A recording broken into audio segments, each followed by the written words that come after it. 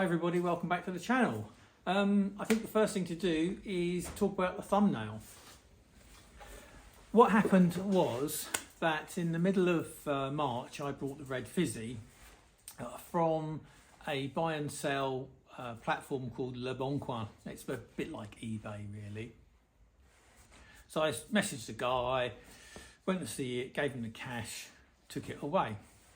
Now in France, up until about 2010, mopeds or cyclomoteurs were not required to have a logbook or any form of registration. They were just like bicycles.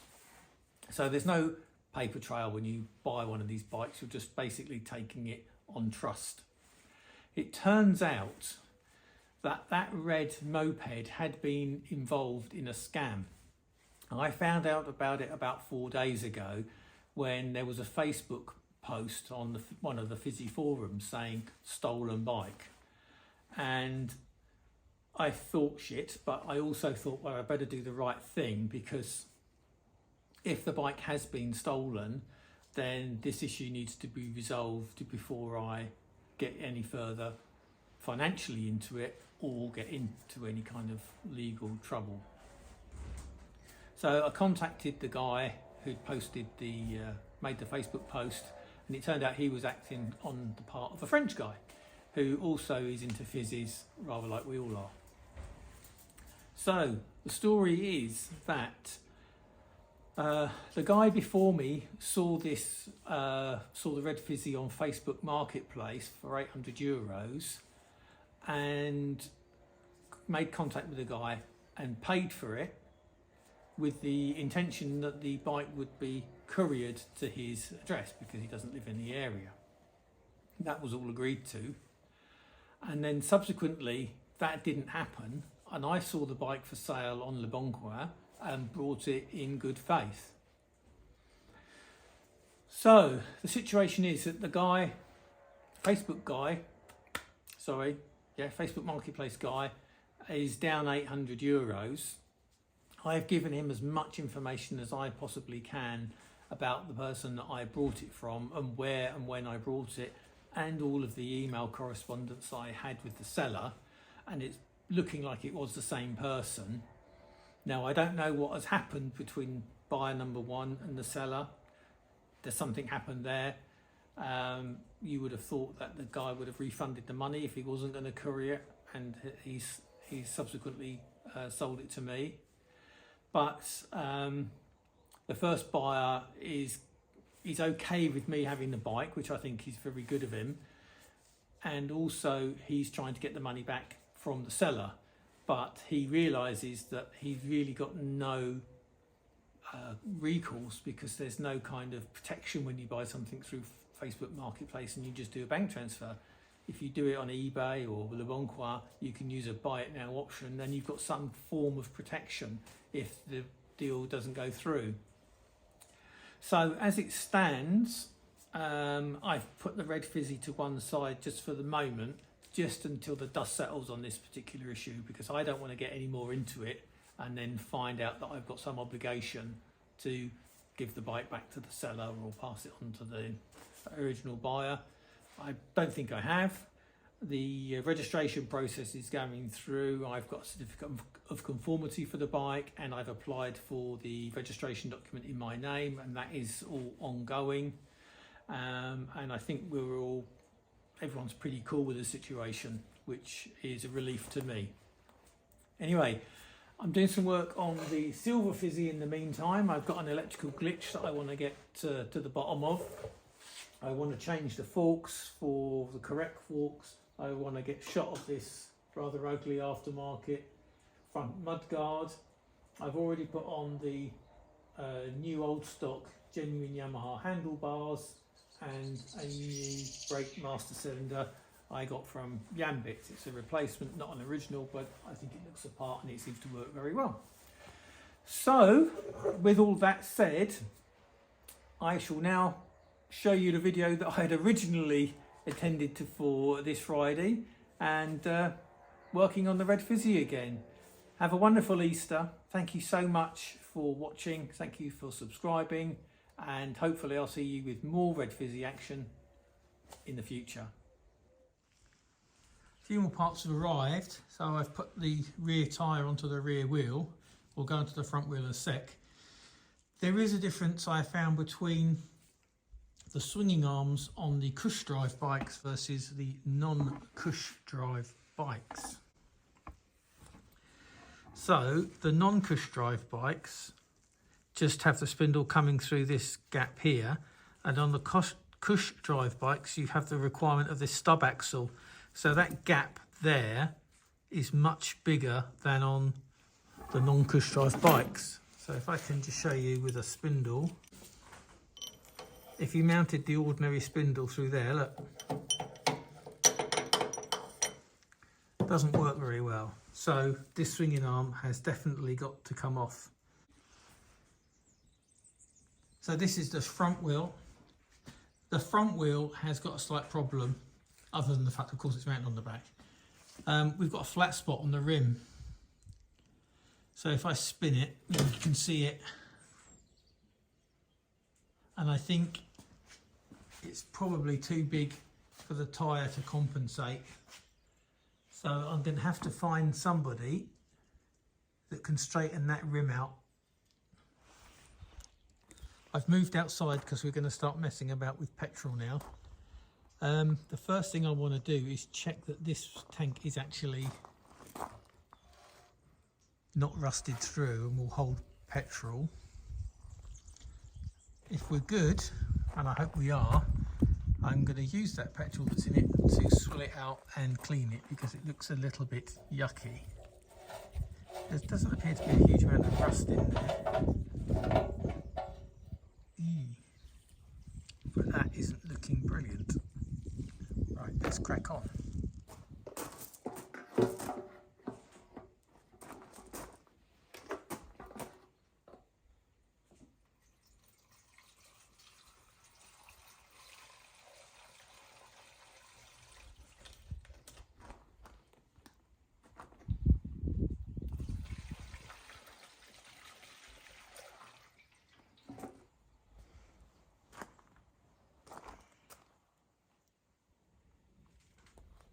So far so good. I put quite a bit of fuel in there because I wanted to get it a decent way up where those areas of rust are.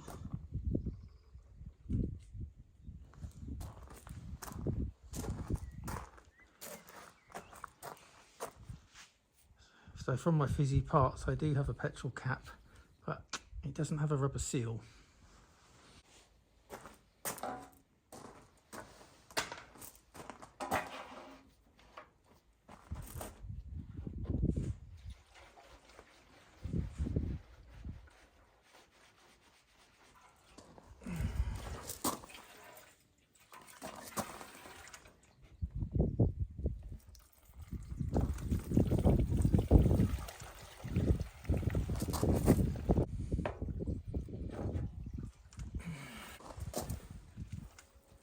Not too bad. Some hair. Interesting. Okay, I'll give that another go. Let this dry. Definitely getting cleaner. That's the second pass. There's the third pass. With the tank cleaning up on the inside, I thought I'd have a look at the outside, and I just rubbed these rust spots down and treated them with rust converter, a product called Gelinite. Just to keep things rust free until we get the chance to have it repainted. I made to start cleaning the forks up. I've just given this a rub down with a bit of wire wool. That's come up quite nicely, but let me show you the other fork leg. Here's the other fork leg. I've been working on that probably about an hour.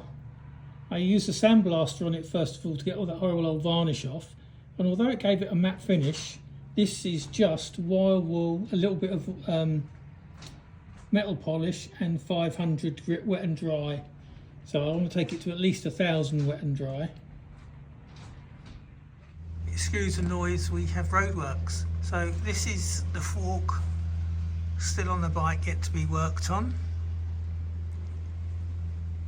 And this is what it's like having been worked on. And here is one still on the bench being worked on. So I started on 180, then 500, then 1,000 wet and dry, and the 1,000 I added this auto sole metal polish, and then finally the electric drill with just a buffing pad, and that's how the shocks came up the way they did. We have got a slight problem with one of the front forks, and I suppose it actually corresponds with the flat spot in the rim, and that is, it is very slightly bent. Now options are buy a new one, get this one straightened, or get another second-hand one. Sandblasting time. Sorry, we're outside, so hope there's not too much wind noise. So I brought this nozzle and this pipe here to connect to my existing compressor, a bag of sand, whole lot came to €65, and I've started to sandblast now the swinging arm. So I'm going to do the whole bike.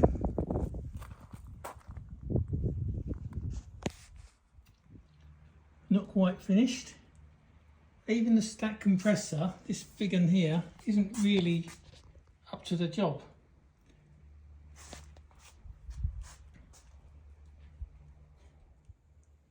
Slowly making progress. Well, the weather has improved enough to move outside, so after the sandblasting and wire brushing, I've now put on some undercoat. This is the Gelinite rust preventative undercoat. It's used a lot more paint than I imagined actually, so I think that might just have to do for now, and I'll have a go with the rattle cans on the black. Just so you know, that's the primer, and then that's the locally brought rattle can from the local DIY shop. First couple of passes, and again after a few more passes, just going to leave this to dry off in the sun and then see what the results are like. So this is one of the rear footrests.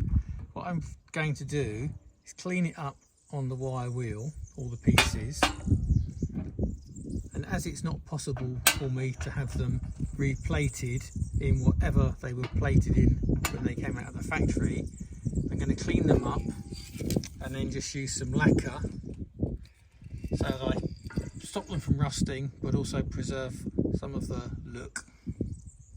And the same with the brake retaining arm, cleaned up on the wire wheel along with the nuts and bolts, and just given a quick lacquer. I've just mounted the foot peg just to see how it looks, and I think that's fine.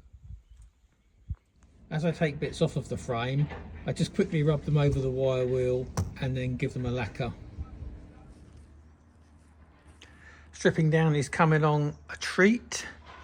I am worried about taking off the headstock and losing the bearings or whatever.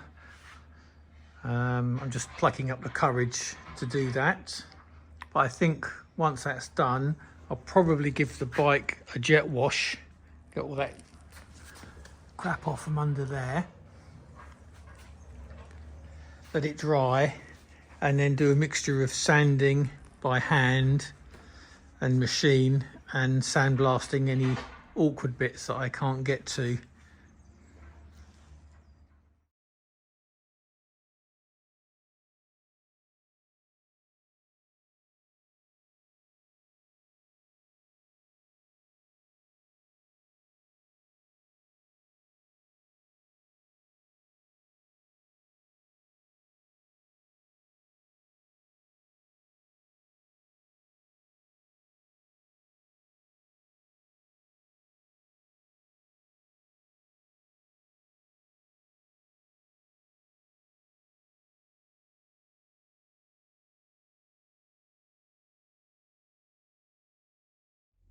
Just to protect the headstock from any damage where the bearings sit. Given the horn a clean, The top piece is just being repainted, and then that can go back together. Okay, that's the frame completely stripped down. That's in remarkably good condition. I mean, it's knocking on 50 years old. They don't build them like this anymore. G101, high pressure water, see what happens.